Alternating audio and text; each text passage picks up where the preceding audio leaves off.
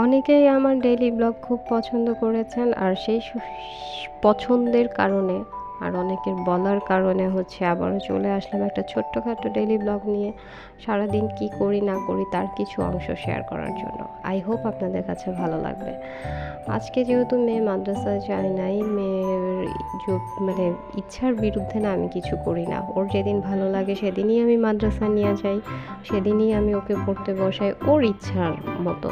আমি আসলে ওকে চাপ দিই না। ছোট মানুষ, এই বয়সে তো অনেকে আমরা স্কুলে যাই নাই, যেহেতু আগে আমাদেরকে 6-7 বছরে স্কুলে ভর্তি করা হতো, আর এখনকার মাদ্রাসায় তো 4 বছর হলেই ভর্তি করায় দিতে হয়। তো আমি চাই না ও জোর জুলুম করে পড়ুক, আমি চাই ও এনজয় করে পড়ুক, পড়াটা মনে রেখে পড়ুক, বুঝে পড়ুক।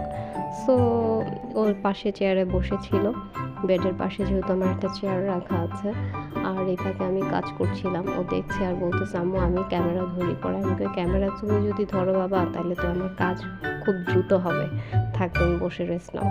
আর ওই ফাঁকে কিন্তু বাইরে একটু বৃষ্টি হচ্ছিল, আর বেডশিট চেঞ্জ করার আগে কিন্তু আমি এখানে চিকেন ভিজিয়ে রাখছিলাম, আর ওদিকে ভাত চুলায় বসায় রেখে এদিকে আরও কী কী রান্না হবে তা আয়োজন করে নিলাম। কাটি করে ধুয়ে ক্লিন করে রান্না করে নিয়েছি অফ ক্যামেরায়, কারণ মেয়ে বাসায় থাকা মানে আমি পুরো ভিডিও শ্যুট করতে পারি না। তো কেমন লাগলো অবশ্যই জানাবেন। আল্লাহ হাফেজ।